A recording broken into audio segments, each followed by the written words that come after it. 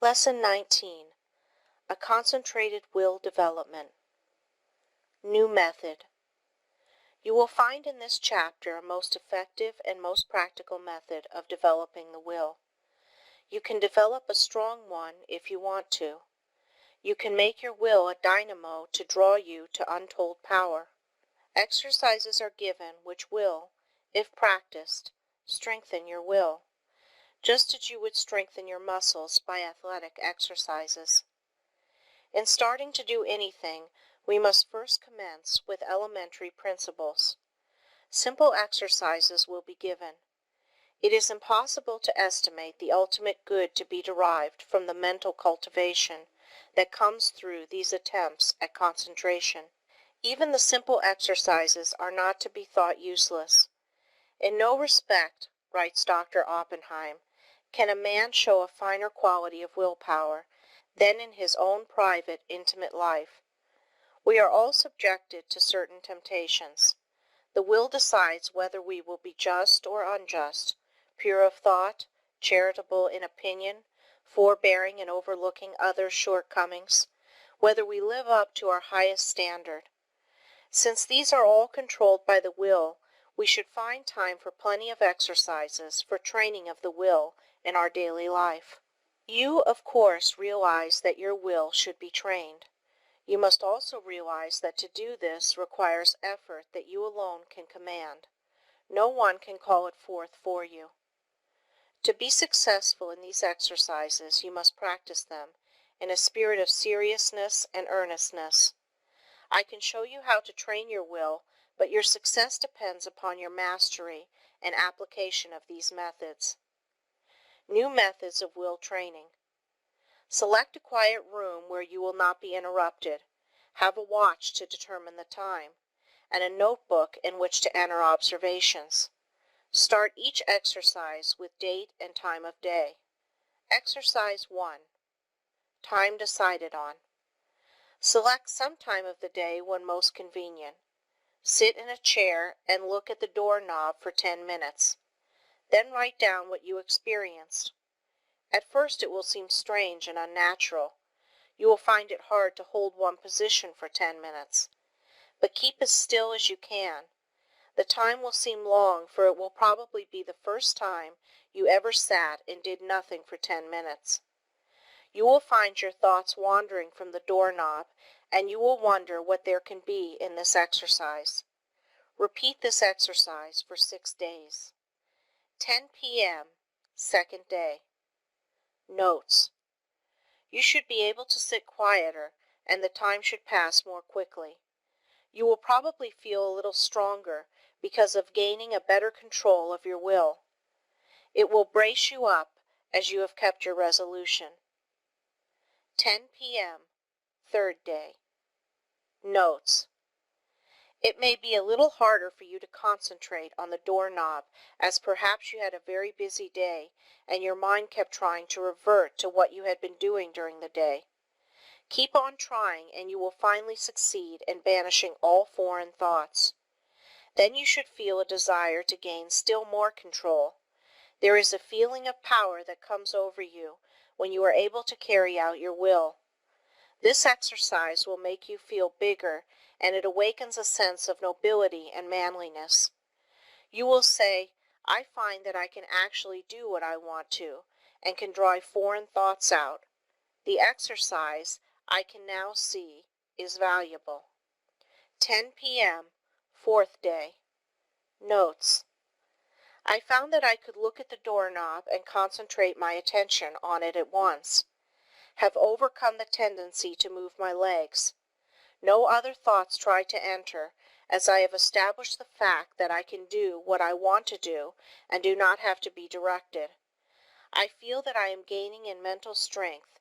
I can now see the wonderful value of being the master of my own will force. I know now if I make a resolution, I will keep it. I have more self-confidence and can feel my self-control increasing. 10 p.m., fifth day.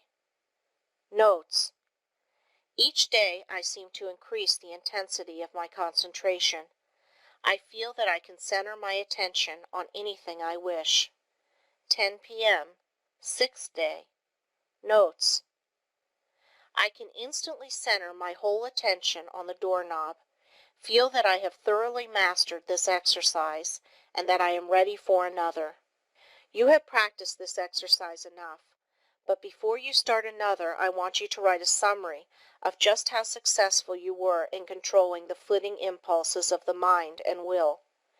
You will find that this is an excellent practice.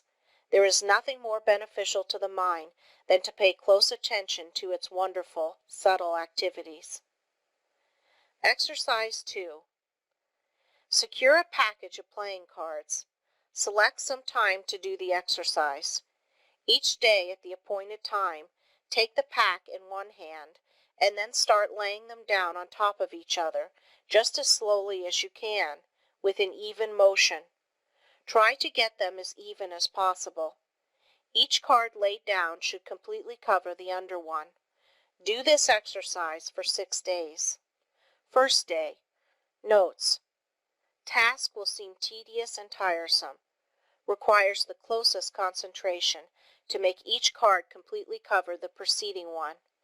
You will probably want to lay them down faster. It requires patience to lay them down so slowly, but benefit is lost if not so placed. You will find that at first your motions will be jerky and impetuous. It will require a little practice before you gain an easy control over your hands and arms. You probably have never tried to do anything in such a calm way. It will require the closest attention of your will. But you will find that you are acquiring a calmness that you never had before. You are gradually acquiring new powers. You recognize how impulsive and impetuous that you have been, and how, by using your will, you can control your temperament. Second day. Notes: you start laying the cards down slowly. You will find that by practice you can lay them down much faster. But you want to lay them down slowly, and therefore you have to watch yourself. The slow, steady movement is wearisome, but you have to conquer the desire of wanting to hurry up. Soon you will find that you can go slowly or fast at will. Third day. Notes: you still find it hard to go slowly. Your will urges you to go faster. This is especially true if you are impulsive, as the impulsive character finds it very difficult to do anything slowly and deliberately. It goes against the grain. This exercise still is tiresome, but when you do it, it braces you up mentally. You are accomplishing something you do not like to do. It teaches you how to concentrate on disagreeable tasks. Writing these notes down you will find very helpful. Fourth day. Notes: I find that I am beginning to place the cards in a mathematical way. I find one card is not completely covering another. I am getting a little careless and must be more careful. I command my will to concentrate more. It does not seem so hard to bring it under control. Fifth day. Notes: I find that I am overcoming my jerky movements, that I can lay the cards down slowly and steadily. I feel that I am rapidly gaining more poise. I am getting better control over my will each day, and my will completely controls my movements. I begin to look on my will as a great governing power. I would not think of parting with the knowledge of will I have gained. I find it is a good exercise and know it will help me to accomplish my tasks. Sixth day. Notes: I begin to feel the wonderful possibilities of the will. It gives me strength to think of the power of will. I am able to do so much more and better work now that I realize that I can control my will action. Whatever my task, my will is concentrated on it. I am to keep my will centered there until the task is finished. The more closely and definitely I determine what I shall do, the more easily the will carries it out. Determination imparts compelling force to the will. It exerts itself more. The will and the end act and react on each other. Seventh day. Notes: Now try to do everything you do today faster. Don't hurry or become nervous. Just try to do everything faster, but in a steady manner. You will find that the exercises you have practiced in retardation have steadied your nerves, and thereby made it possible to increase your speed. The will is under your command. Make it carry out resolutions rapidly. This is how you build up your self-control and your self-command. It is then that the human machine acts as its author dictates. You certainly should now be able to judge of the great benefit that comes from writing out your introspections each day.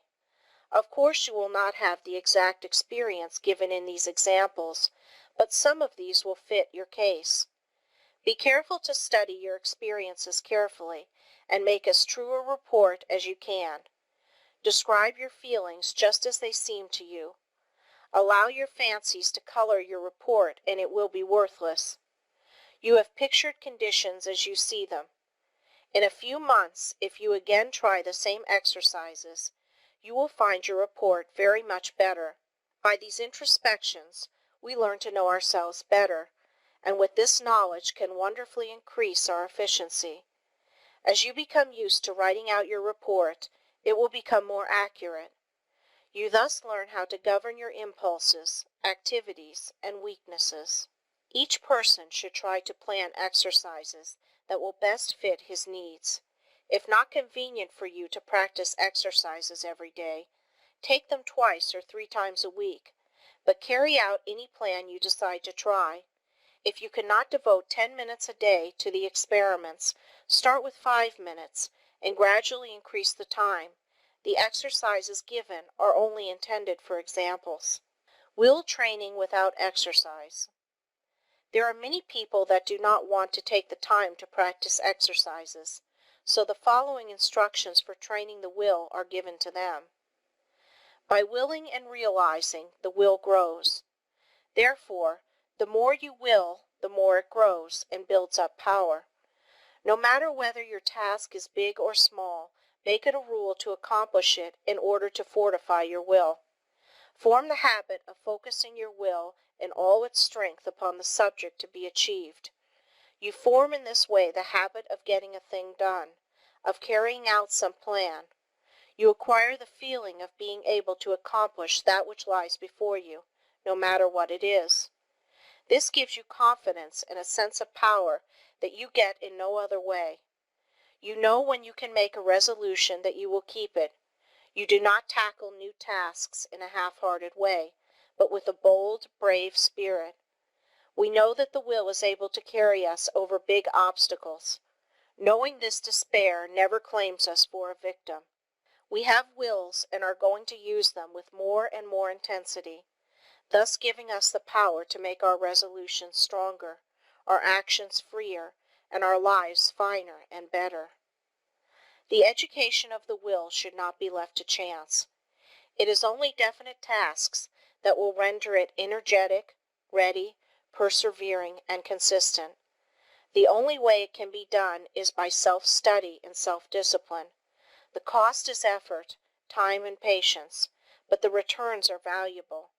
There are no magical processes leading to will development, but the development of your will works wonders for you because it gives you self-mastery, personal power, and energy of character. Concentration of the will to win. The adaptability of persons to their business environment is more a matter of determination than anything else. In this age, we hear a good deal of talk about a man's aptitudes. Some of his aptitudes, some of his powers, may be developed to a wonderful extent, but he is really an unknown quality until all his latent powers are developed to their highest possible extent. He may be a failure in one line and a big success in another. There are many successful men that did not succeed well at what they first undertook, but they profited by their efforts in different directions, and this fitted them for higher things, whereas, had they refused to adjust themselves to their environment, the tide of progress would have swept them into oblivion. My one aim in all my works is to try and arouse in the individual the effort and determination to develop his full capacities, his highest possibilities. One thing I want you to realize at the start, that it is not so much ability as it is the will to do that counts. Ability is very plentiful, but organizing initiative and creative power are not plentiful. It is easy to get employees, but to get someone to train them is harder. Their abilities must be directed to the work they can do. They must be shown how, while at work, to conserve their energy, and they must be taught to work in harmony with others, for most business concerns are dominated by a single personality. Concentrating on driving force within. We are all conscious, at times, that we have somewhere within us an active driving force that is ever trying to push us onward to better deeds. It is that force that makes us feel determined at times to do something worthwhile. It is not thought, emotion, or feeling. This driving force is something distinct from thought or emotion. It is a quality of the soul, and therefore it has a consciousness all its own. It is the I will do of the will. It is the force that makes the will concentrate. Many have felt this force working within them, driving them on to accomplish their tasks. All great men and women become conscious that this supreme and powerful force is their ally in carrying out great resolutions. This driving force is within all, but until you reach a certain stage, you do not become aware of it. It is most useful to the worthy. It springs up naturally without any thought of training. It comes unprovoked and leaves unnoticed. Just what this force is we do not know, but we do know that it is what intensifies the will in demanding just and harmonious action. The ordinary human being, merely as merchandise, if he could be sold as a slave, would be worth $10,000. If somebody gave you a $5,000 automobile, you would take very good care of it. You wouldn't put sand in the carburetor, or mix water with the gasoline, or drive it furiously over rough roads, or leave it out to freeze at night. Are you quite sure that you take care of your own body, your own health, your own real property, as well as you would take care of a $5,000 automobile if it were given to you? The man who mixes whiskey with his blood is more foolish than a man would be if he mixed water with gasoline in his car. You can get another car. You cannot get another body. The man who misses sleep lives irregularly, bolts his food so that his blood supply is imperfect. That is a foolish man, treating himself as he would not treat any other valuable piece of property. Do you try to talk with men and women who know more than you do, and do you listen rather than try to tell them what you know? There are 100,000 men of 50 and men of 60 running along in the old rut, any one of whom could get out of it and be counted among the successful men if only the spark could be found to explode the energy within them now going to waste. Each man must study and solve his own problem.